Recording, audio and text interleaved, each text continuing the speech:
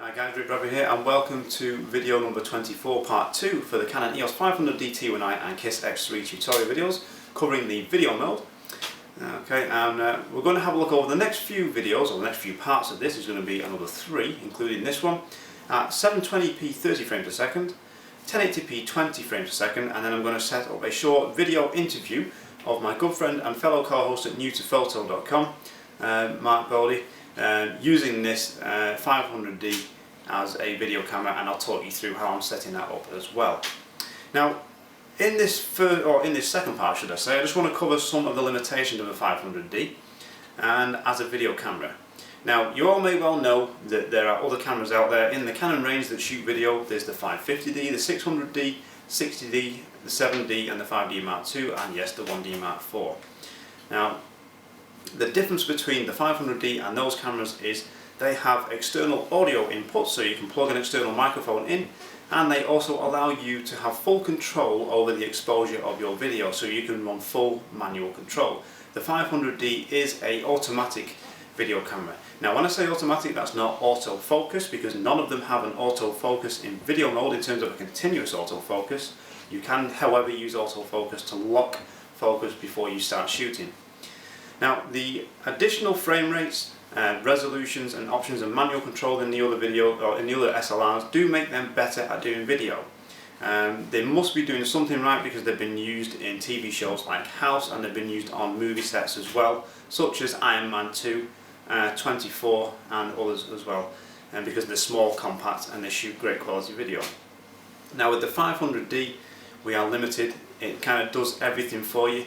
You can add exposure compensation should you wish to, and I'll show you that during the demo coming up in part 4 of this series. Okay, and you can lock the exposure and kind of trick it to get it to roughly where you want, but again, we don't have that full manual control. You may also notice as well the audio on the 500D is an inbuilt microphone, and it is a mono one. It's not horrible, it does okay.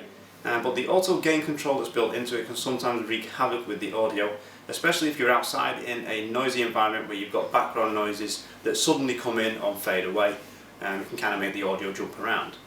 Now, without an external audio input, you do have options if you want to run external audio, and your option is to record it separately on a Zoom H1 or H4 or something like that, or other external audio recorder, and then in your video editing software or audio editing software, combine the two together, match them up, and then run the external audio matched to your video.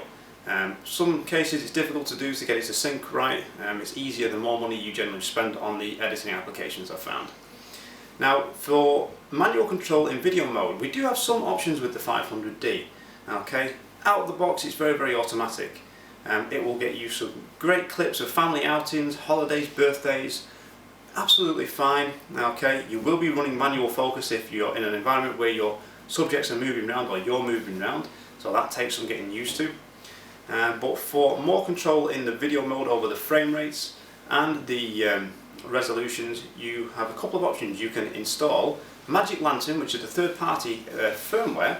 You install it or copy it down onto a memory card, put the memory card into the 500D, it boots that new firmware, and then you can then use the additional features of Magic Lantern, where additional frame rates, additional resolution options as well, and video quality. There are numerous other things that Magic Lantern will do, which I don't know about because I've not tried it.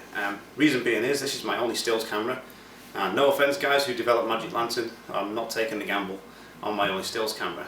When I get my next one, I'll have a look and have a play with that.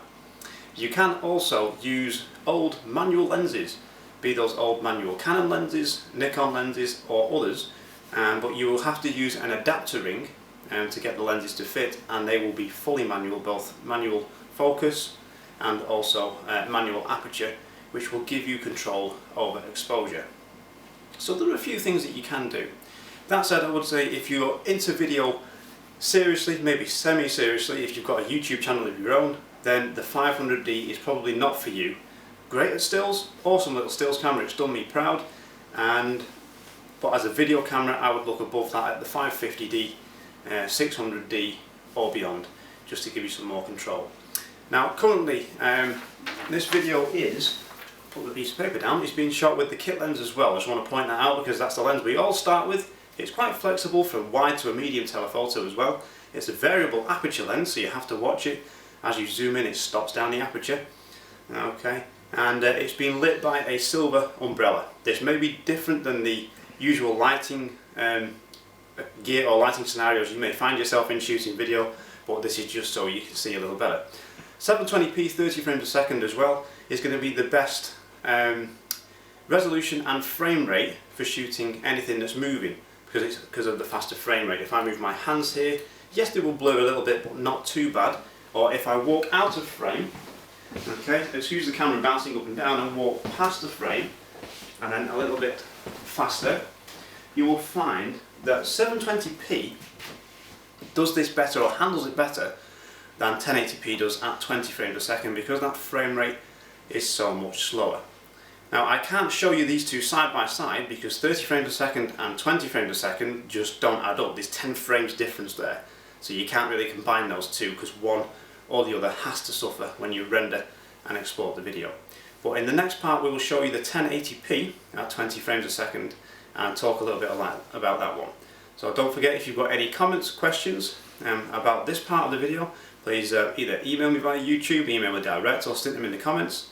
And don't forget to subscribe to New to Photo, NTP Advanced, and my good friend Mark Bowley's YouTube channel Snap Puppy as well. And we will see you in the next part.